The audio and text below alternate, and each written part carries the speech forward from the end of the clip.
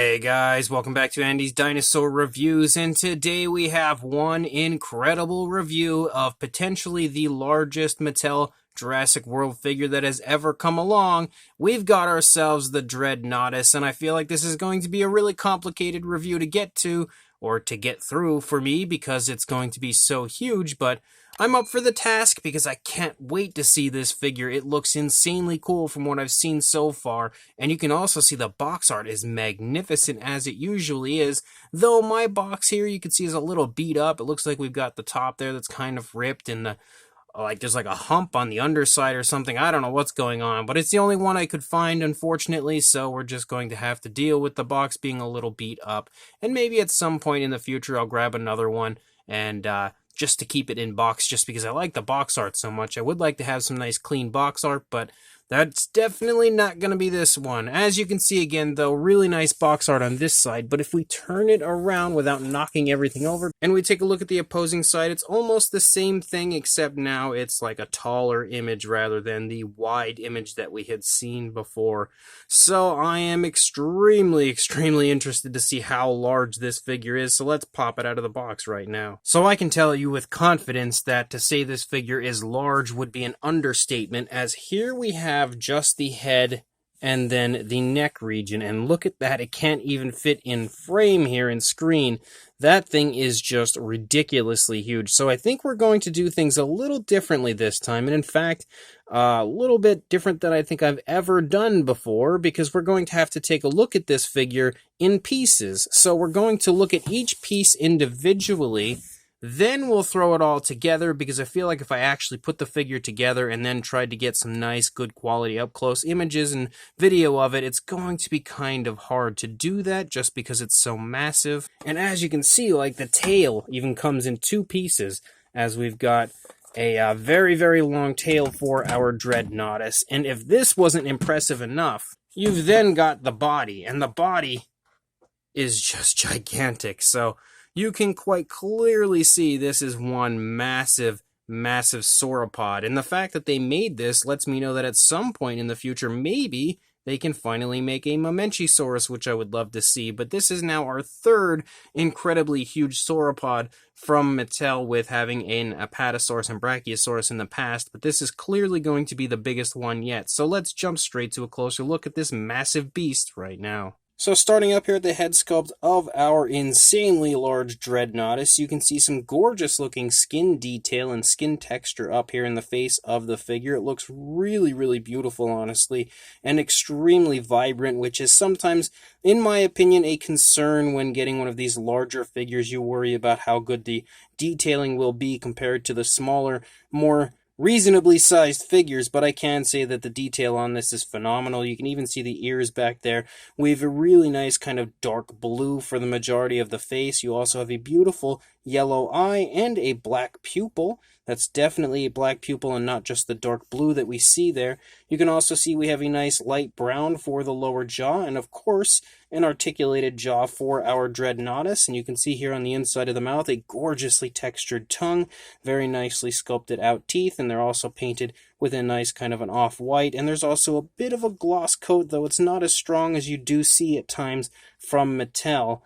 It is there, just not really that strong, but the articulated jaw does work really nicely. As you start to lead back here into the top of the neck, you start to see the same similar light brown, maybe a slightly different shade than what we see there, up here on the back, and it kind of just designs really nicely throughout the entire figure. It looks really cool, definitely a beautiful look as far as the coloration goes on this Dreadnoughtus, and a very smooth transition to the light brown here for the underside of the throat, which looks great. You can see the throat itself as you move down, lots of nice skin wrinkles and skin creases to the texturing of the skin as you move through the course of the neck of the Dreadnoughtus. And again, some nice looking detail and skin texture here on the underside. You can even see like skin wrinkles and creasing and everything here running along the underside of the neck. And as you continue to move further down, you can obviously see the neck starting to bulk up as it gets thicker and thicker, leading down here into the body. And look at how long that took just to get down the neck. So if we start here at the head and we run down the course of the neck, look at how long this takes. That's pretty crazy. And there's even a little bit more of the neck on the actual body itself. You can kind of see like some bumpy scales, almost like osteoderm-like scales, picking up here and there on the figure as well. And if we take a look here at the opposing side of the head, you can see that the eye placement is picture perfect on both sides. You can see that we have nostrils right there, and again, the sculpt and everything looks great as you move down the course of the figure here. Beautiful looking paint job again as well. I love seeing the coloration, mixtures of coloration on the top as well as coloration here on the underside of the neck, which is just a phenomenal touch as far as this one goes. And you can again see how smooth the transition is from the blue to the light brown. So the head looks great. And as we move through, we'll check out the articulated areas. So we definitely have articulation right here. As you move down, you can see about how far down that is. It can swivel in that area. It almost looks like there should be articulation right here, but I think that's just where the head kind of popped in. And there was another joint right here, but there's definitely no articulation in that spot. And now we reach the largest part of the figure, which would be the main body. And you can really see now how thick and massive the neck has become on our Dreadnoughtus. And you can also see, again, lots of really nice skin texture with more wrinkles, as well as kind of like some bumpy osteoderm-like scales almost here and there, and almost like an elephant-like style skin texture to the Dreadnoughtus. You continue to see that nice designing here running along the back as well with those light browns, and then of course that light brown here on the underside of the neck moving down. As you reach down here, you do of course have another articulated joint, which you can see right here, the area that obviously shows you can push it down and push it up. And I don't know that I want to do that right now. It's a little stiff. I'll have to loosen that up before articulating it at some point here. But as you move down a little further, you can make out the shoulder blade here of the Dreadnoughtus. More of that kind of light brown, again, splotching and designing down through. And then leading down here, it's so close because it's so huge. But leading down into the front leg, more phenomenal looking creasing and skin texture. You can see the elbow is present here. And then as you move down into the foot sculpt, as I try to position this in a way that we can look at it, there you go. You can see the foot sculpt looks really, really nice. Nicely sculpted out toes. Unfortunately, no nail paint, but the coloration of the body is such a dark tone, it actually doesn't look that bad. Like, it doesn't look off like it does on some Mattel figures. And of course, you do have the articulation here in the front leg, forward and back, which is a little probably hard to see being so close, but it does work really nicely. Moving back here into the stomach region, again, more really nice skin detail, like lots of skin wrinkles and creasing and everything all throughout the entire stomach region, as well as a good bit of girth in the stomach. And again, really smooth transition you can see to that light brown here on the underside. And it is nice to see that the light brown is continuing here on the figure, even into the lower part of the stomach, which looks really good. Just an enormous body on this Dreadnoughtus as you move back up here again to the, designing and mixtures of coloration up here on the back. Oh, of course, the Jurassic Facts app is on the other side. Thought I'd pull it up for you guys right now. But as you move here into the thigh, you can see, again, like some osteoderms and stuff poking up here and there. Some more really nice looking skin texture. We've got the knee present there in the front of the leg. Nice bulging calf muscle. We have more of that kind of like splotchy random coloration, which I'm not a huge fan of. I often think it looks more like kind of paint errors, paint mishaps, rather than actual paint application. But you can see this rear leg is completely overloaded with that kind of splotchy color. And then you lead down into the foot sculpt, and again, a really nice rear leg foot sculpt as well. Beautiful gloss coat, actually, I'm picking up on those nails, which is pretty nice to see. I didn't really take notice to that on the front leg, but I do definitely see it here on the rear leg. And then as you move back up, as you start to lead into the tail, you have lots of skin wrinkles again as you lead out into the tail. And so far, as we can see, that brown tone here is still running the course of the body. And then, of course, looking here at the opposing side, you can see that the side of the neck over here looks great, but it doesn't really look too different from what we had just seen on the initial side. And in fact, the entire figure on this side probably isn't going to look too far off. But there is the Jurassic Facts app code if you would like to add this one to your collection. But you can again see how beautiful that skin detail looks here in the stomach region. I absolutely love all of those skin wrinkles and creases and stuff. And you can again see how nice the sculpt is of the leg on this side. And then, of course, the rear leg. And there's definitely a difference in the positioning of the legs. This leg here is leading on this side, and this leg here is trailing. So the right rear leg is leading, the right front leg is trailing compared to the opposing legs. And of course, you do have the articulation here in the hip region as well. And actually, if we could try to take a look here at the underside, which again, it's a very massive figure. It's a little hard to get down here, but you can see that the brown of the underside is definitely transitioning away right here, so I would imagine we won't have that color out onto the tail, but really nice looking detail here for the underside, maybe slightly muted in comparison to what we see on the upper side, but still pretty nice looking overall. And then, of course, leading down into the tail, you can definitely see that the tail will be articulated once it is applied to the body, but you can also see again that we have more of that splotchy brown running here along the top of the tail. Although it is about to disappear, you can see that it stops right there, and we no longer have that coloration leading out through the rest of the tail, and obviously the underside is now missing that light brown that we saw in the majority of the figure. More of that weird splotchy color you can see in a few different spots here though. But absolutely gorgeous looking sculpt continues here out onto the tail, which is definitely nice to see. And then we have this one spot right here where we lead out to the final tip of the tail, and that's actually a rubber. You can see it's definitely very flexible, so you can bend the final part of the tail quite a bit. Though there is no coloration out here at all, you can see that we basically just have that dark bluish tone to our figure out here, and there's no browns or anything like that at all. Nice curve to the end of the tail though. I'm wondering if that's going to articulate. Let me just pop that on here quickly.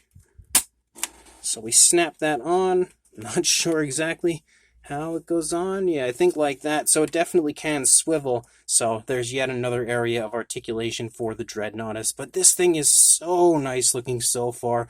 I guess it's time to pop it together and check the entire thing out in one piece and get a good idea of just how huge this truly is.